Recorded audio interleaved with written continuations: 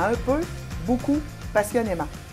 Nous accueillons aujourd'hui Brigitte Charpentier. Bonjour Brigitte. Bonjour. Tu es une femme multifonction, polyvalente, de ce que j'ai compris. Tu es une maman. Tu es comédienne, animatrice, guide touristique. Tu as travaillé dans les CHSLD. Y a-t-il quelque chose que tu ne fais pas? Oui, beaucoup de choses que je fais pas. Ben moi, je me considère, je m'appelle bouche-trou. Oui. Oui, et ça prend beaucoup de qualités pour être un bouche-trou. Il faut être polyvalent. Bon, peut-être que ça serait mieux si je disais que je suis polyvalente. Polyvalente, mais ça prend beaucoup de qualités pour boucher les trous. Il faut faire plein de petites affaires. Oui, je suis bouche-trou. Bouche-trou. C'est la première fois que quelqu'un se qualifie de bouche-trou avec le sourire que vous avez. Ah, j'accueille mon bouche-trou. Je m'accueille. J'accueille le bouchon de bouche-trou en moi. De tous ces chapeaux-là que tu portes, y en a-tu un en particulier que tu préfères? Y a-tu quelque chose qui... Oui et non. Avec la pandémie, on n'a pas eu le choix de faire ce qu'on voulait. On a été obligés de s'adapter. Puis ce que j'ai réalisé à travers ça, ce qui me passionne, c'est le monde, le travail d'équipe. Okay. Moi, j'aime ça être dans une équipe et avoir un but.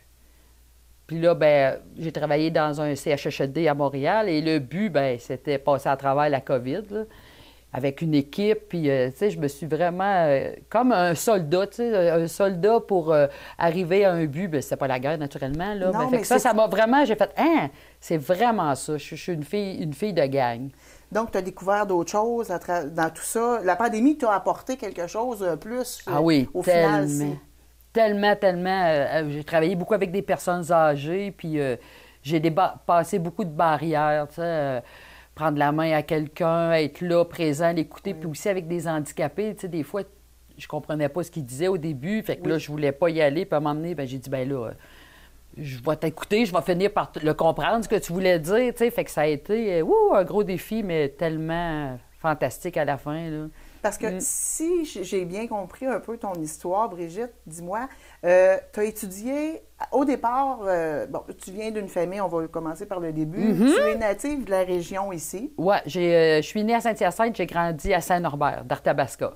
Et ma grand-mère, elle vient de Belleuil, bien, elle a grandi ici et c'était la petite fille de Louis-Philippe Hébert, notre sculpteur national. Comme l'île qu'on a ici. Exactement, l'île à Plessisville. Oui. Et puis lui, il est né à Sainte-Sophie, là. Alors, donc, je suis vraiment une fille de la région. Oui, mais en fait, si je ne me trompe pas, il y a une statue de ce type-là dans le rang 2. Le rang des Pointes, ça s'appelle, sur le rang 2? Oui, en tout cas, un rang proche d'ici, oui.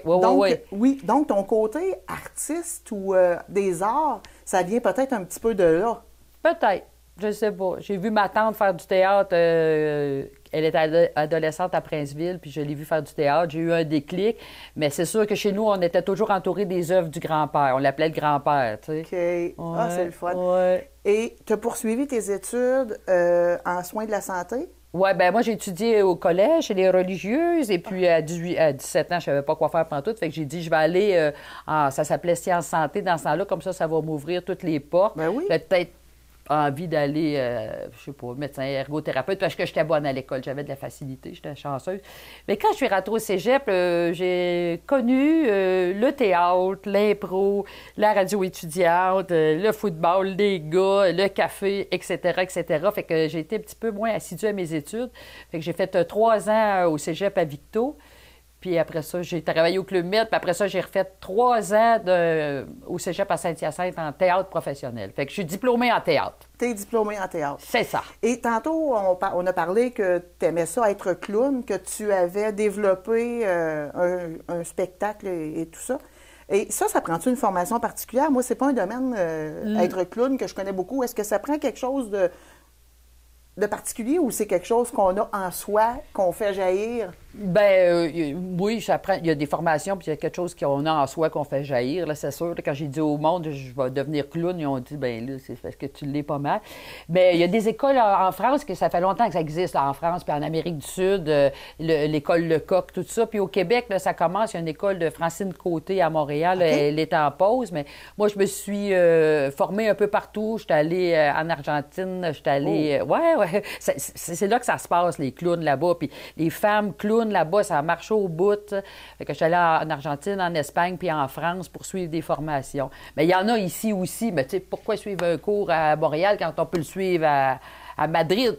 Bien, j'aurais fait la même chose. Écoute, non, mais j'ai aussi ça, c'est une autre de mes passions, les voyages, là. Bien, je pense que s'imprégner de d'autres cultures, des fois, nous permet aussi de se diversifier. Ouais. C'est un peu ça, je pense, que tu es allé chercher dans tout Ouais. ça, Ouais, j'ai la maladie des voyages. J'ai pas mal bourlingué, là. Ça a commencé à 21 ans. J'ai travaillé au Club Med.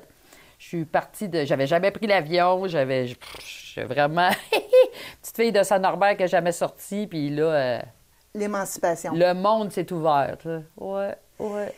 Et tantôt, tu me disais, on a quelqu'un qu'on connaît en commun, M. Brunel, qui a déjà été maire de Sainte-Sophie Oui, aussi. mon oncle Claude. Ton oncle Claude. Et parce que je te demandais comment on peut arriver à vivre de... Tu me parles de bourlinguer, et c'est un peu ça. Un petit peu de théâtre, un petit peu de chanteuse, un petit peu de comédie. Puis je t'ai demandé comment on peut arriver, parce que il y a une insécurité, évidemment, quand on n'a pas un salaire qui est fixe. Et tu m'as dit, j'ai hérité d'une qualité exceptionnelle qui est... Bien, du côté Brunel, c'était des hommes d'affaires. Ils appelaient ça des commerçants dans le temps. Là. Oui. Mon oncle, c'était un commerçant. Là. Genre son bureau, c'était à l'hôtel du village, à Sainte-Sophie puis à Saint-Norbert. Puis... D'ailleurs, c'est là que j'ai connu cet entrepreneur-là. As-tu vu sa palette? Parce que mon oncle Claude, il a toujours une grosse palette d'argent, toujours prêt à faire un deal. Aujourd'hui, il ferait peut-être plus ça, là, c'est trop dangereux. Mais en tout cas, c'est ça. Fait que moi, j'ai des immeubles à revenus, tout ça. J'ai toujours... j'ai ma première maison, je l'ai achetée, j'avais 24 ans, parce que c'était ma sécurité. Sinon, j'aurais pas pu. Je pense pas que j'aurais pu, mais j'aurais pas été capable de vivre pauvre toute ma vie, là, fait que j'ai ce côté-là, femme d'affaires, qui loue puis qui achète des choses. Comme ça peut me permettre de faire des spectacles, des affaires comme ça, parce que sinon, c'est trop difficile. Bien, ce que j'avais compris aussi, c'est un peu cette sécurité-là qui t'a permis, cette sécurité financière, quand je parle de sécurité, qui t'a permis, tu as dit, bien, gars, maintenant que je suis bien placée, je sais ce que je veux, j'ai des immeubles à revenus, j'ai un salaire assuré, d'avoir une famille. Oui. Ben oui, j'ai eu... c'est ça, j'ai eu le bonheur de devenir mère. J'étais 36 ans quand même, mon premier. Puis j'étais à Montréal, je voulais devenir une grande vedette internationale. Et puis, j'ai changé ça contre le rôle de mère à Victoriaville. Oui, mon plus vieux, il a 20 ans. Wow! Sont-ils un peu dans le domaine? Pas toutes. Okay. Pas du tout. Non, vraiment, là, mon gars, on l'a amené au théâtre, il pleurait sa vie, c'est pas des farces. Hein. Non, mon Dieu! Non, c'est spécial, hein? Ils ont baigné là-dedans, puis c'est autre chose. Puis d'un autre côté, c'est bien correct, parce que c'est pas le fun d'être insécure aussi, là, tu sais. Bien, en fait, je ne sais pas si c'est votre perception. Je pense que quand on met des enfants au monde, c'est pour qu'ils soient heureux et non pas qu'ils fassent ce qu'on veut. Ben non, tu sais ça. Des fois, on s'aperçoit que c'est de la projection. Là, comme là, je me disais à ma fille, tu serais bonne en cinéma, il me semble que je te vois là, mais elle ne veut pas avoir faire autre chose. C'est bien correct. Ben oui. Ouais. Et avant, là, on a parlé pendant la pandémie, vous avez été aide de service antérieurement à ça. Vous avez, quand on dit animatrice, quel type d'émission ou quel type d'animation vous avez fait? Bien, surtout des cabarets. J'ai toujours fait des cabarets. Puis là, quand j'étais en manque de quelque chose, on fait une soirée cabaret. Fait que là, je louais une salle, j'invitais des amis, puis j'animais ça. Puis aussi, un de mes travails, je suis guide avec des touristes français, tu sais. OK. Fait que dans les autobus, très, très à l'aise avec un micro, des fois trop, là.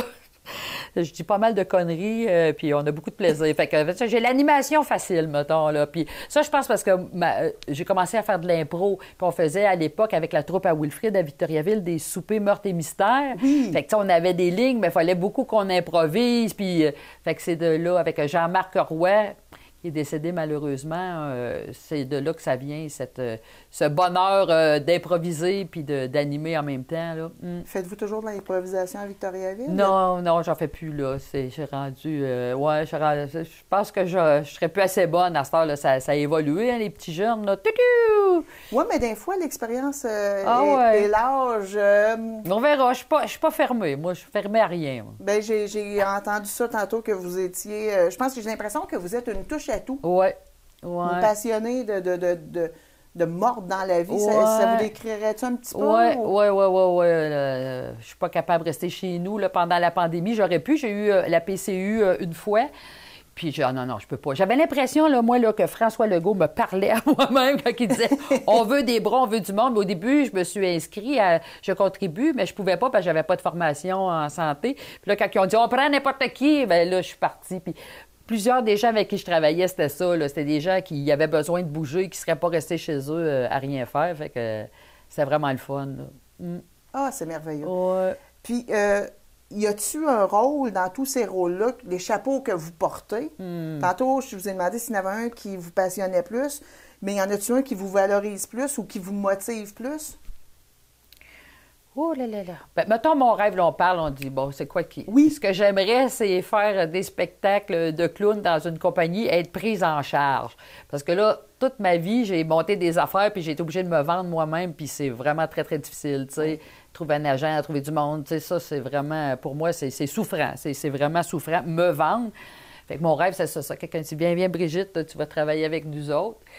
Mais d'un autre côté aussi, j'ai vraiment aimé mon expérience dans les CHSLD. Là, ça se peut que je pleure parce que, tu sais, c'est tellement vrai, là, tu es avec une personne, puis tu y prends la main, puis tu y fais raconter, parce que c'était des personnes âgées, là, puis c'est tellement gratifiant aussi parce que, tu sais, t'es belle, t'es fine, merci. Puis j'ai vraiment fait, ça se peut, je pleure des affaires que j'aurais jamais pensé. J'ai aidé un monsieur une madame à faire laver un monsieur, tu sais. C'était un monsieur qui chantait tout le temps, puis là, je l'avais dans mes bras, puis on chantait, tu sais, le plus beau de tous les tangos du monde. Puis, tu sais, c'est des moments, c'est vrai, là. C'est pas des farces, tu sais. Puis le monde dit, moi, je serais pas capable de faire ça, mais, tu sais, prendre quelqu'un dans tes bras pour qu'il puisse prendre son bain, là, c'est quand même assez fort, là. C'est fort et c'est entrer dans l'intimité des gens. Ah ouais. Puis eux te laissent entrer dans tout ça. Fait que c'est comme c'est un cadeau. C'est un beau cadeau, mais Colline, que c'est pas facile. T'sais, j'ai trouvé ça vraiment. Puis chapeau les gens qui font ça, là, les préposés ou les infirmières, là, parce que. Est-ce que tu en as accompagné jusque. Ben oui, c'est plate. C'est plate. C'est ça qui est arrivé parce que moi, j'étais en pleine pandémie à Montréal dans un CHSLD, puis il y a des gens qui sont décédés. Puis moi, j'allais chanter parce que j'ai chanté à la messe à gogo à Saint-Norbert. J'ai commencé à chanter dans les églises quand j'étais jeune, puis je chantais, puis j'étais mal à l'aise. Puis je me disais, je peux-tu pas, je suis pas par la famille, qu'est-ce que je fais? Puis des coups que. Puis à un moment donné, j'ai dit, coudonc. Fait que là, j'avais un grand lit, puis là, je chantais des chansons. Michel Louvain, des affaires comme ça, tu sais. Je ne sais pas si ça a fait du bien, mais en tout cas, je me disais, si ma voix peut apporter quelque chose, je vais le faire. Mais tu sais, on le sait jamais. Ils sont en train de mourir, ils ne peuvent pas te le dire, tu sais. À moins que tu chantes bien mal, là. C'était quelque chose. J'allais faire une farce. Si tu chantes bien mal, c'est deux choses. Oui, il va mourir plus vite. Ou il va ressusciter puis il va dire tais-toi. Tais-toi. Tais-toi. Fait que non, ça a été fantastique, cette expérience-là. Là. Puis en plus, super payant. Moi, je suis pas habituée. Là, tu as 20$ de l'heure. Après ça, tu as surplus pour le COVID, surplus parce que c'est la nuit, surplus parce que c'est la fin de semaine. Hey, une vraie paye, là.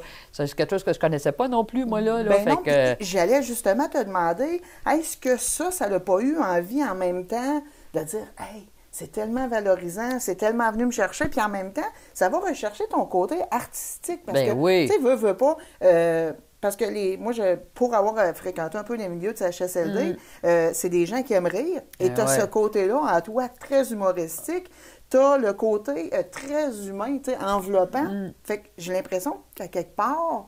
Ah ouais, c'était le fun. Ça faisait ressortir tout le meilleur de toi. Oui. Puis aussi, vu que je fais de l'animation, tout ça, je suis toute équipée. Fait que je faisais des soirées karaoké. Oui. Ça pognait au bout, ça. Bingo, cinéma, tu sais. Plus tard dans la pandémie, parce qu'au début, c'était pas ça partout. Là, c'était vide, les poubelles, puis c'était vraiment dans l'action. Mais quand c'est plate à dire, mais il y en a quand ils sont décédés. Puis là, ils n'ont pas rempli parce qu'ils voulaient être seulement un par chambre. Oui. Puis là, ils ont enlevé les masques tranquillement, pas vite. Là, j'ai dit, animation. J'ai parti une chorale. On se promenait avec des perruques dans le corridor, là. C'était vraiment le fun. As-tu envie de continuer ça dans le long terme? Je sais pas. Je sais pas ce qui va m'arriver. Moi, je suis bouddhiste. Je sais pas si j'ai le droit de dire ça à la TV. Oui. Je pratique le bouddhisme, puis je fais des prières. Puis là, je demande mon prochain travail d'être avec des gens ouverts, des gens de cœur, créativité, puis tout ça pour faire ma part, là. il y a plusieurs formes de bouddhisme. Tu viens d'interpeller quelque chose en moi. C'est, il y en a en Inde, il y en a aussi au Japon, il y en a. J'ai visité des temples dans des... hein? Oui, c'est merveilleux. Ouais. Et c'est quel type de Moi, c'est le bouddhisme de Nichiren, c'est un bouddhisme d'un moine japonais dans 1222, quelque chose du genre. Et puis, ouais, c'est ça, on récite un mantra, puis j'aime beaucoup ça parce que c'est l'esprit de groupe aussi, beaucoup de soutien, tout ça. Il n'y a pas de dog, il n'y a pas de costume, il n'y a pas de Bouddha, tu sais. Bouddha, c'est moi, il est à l'intérieur et j'essaie de le faire ressurgir. Puis j'ai un outil qui est ma prière du matin puis du soir, fait que ça m'aide au bout parce que je me suis cherché pas mal, là. Tu sais, j'étais allée en Inde dans un ashram, j'ai chanté à la messe, j'ai servi à la messe, tu sais, c'était Jésus, parce que nous autres, on est nés là-dedans, tu sais. Mais avec ça, là, je pense que j'ai trouvé. Puis toi, dans tout ça, tu vas chercher quoi? Un ressourcement, un calme, une paix? Oui, c'est ça, des outils, un outil pour me calmer, élever ma vibration, de ne pas être sur le nerf puis toujours agressive, là, ou frustrée. Puis ça m'aide à passer par les épreuves de la vie, tu sais, au lieu de dire « Ah! » C'est bon, OK, il arrive quelque chose, je passe au travers, puis je suis responsable de ma vie, de ce qui arrive. Puis on est une belle gang dans les Bois-Francs, là, fait que non, c'est le fun, je suis bien, bien contente. Bien, je suis contente si vous avez pu trouver, parce qu'il y a des gens qui vont chercher leur voie toute leur vie, ils vont chercher quoi faire toute leur vie, et vous êtes inspirante. Honnêtement, je trouve que... y a-t-il quelque chose qui vous fait peur? Parce que l'impression que vous donnez, c'est que vous essayez tout, si ça vous intéresse, évidemment. J'ai peur que le monde y m'aime pas. Oui, c'est ça. Peut-être pour ça que je suis comédienne. Bon, je vais me mettre à pleurer. Bien, c'est ça, tu sais, c'est ça, le manque d'amour. Puis, j'ai pas d'amis, personne m'aime, tu sais, quand je commence à délirer, mais, tu sais, j'ai mis l'ami, tu sais, fait qu'il y en a pas de problème, là, tu sais, mais...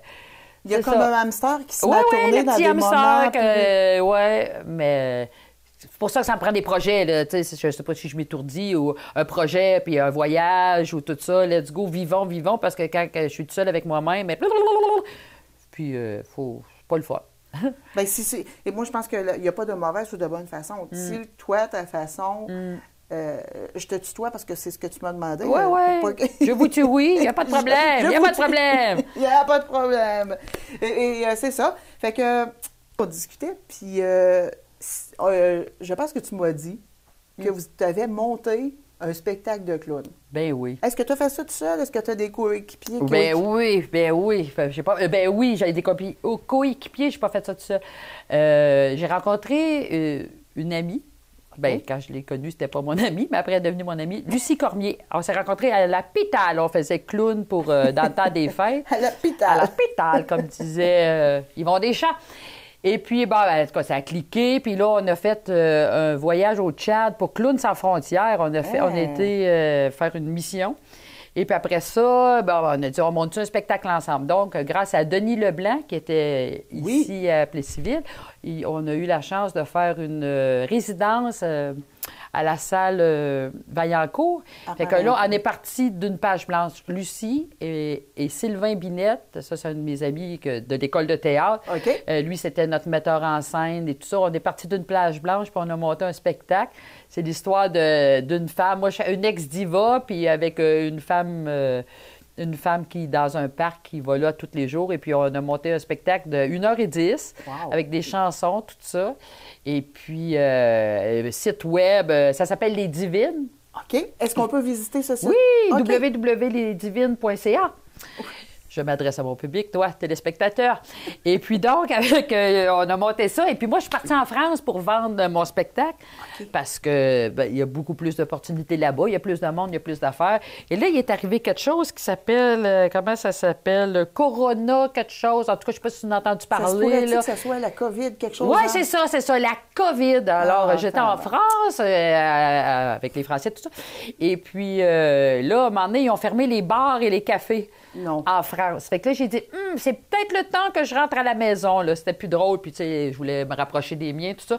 Fait que là, j'ai mis le projet sur la glace et puis là, on va essayer de le repartir. Mais je veux vraiment attendre parce que, tu sais, j'ai pas le goût de travailler, puis là, t'es prête, puis là, ben là, il y a la COVID qui passe, puis ci, puis ça, là. Fait que on prend une petite pause, mais Oui, ça n'a pas Être été... sûr, dans le fond, que quand on va repartir, ben ouais. que tu vas ben pouvoir te lancer. parce que c'est dur, là, tu sais, on a travaillé fort, puis on est sur notre élan, puis pack, découpé, mais tu sais, c'est ça qui est arrivé pour tout le monde, là. Puis ça m'a permis de vivre d'autres choses, mais ouais, c'est ça. J'étais dans les Europes, puis ouais, si je peux faire une petite parenthèse, Ben oui, je comprends certain. pas pourquoi que le monde, ils se sont garochés sur le papier de toilette, moi, sérieux, là.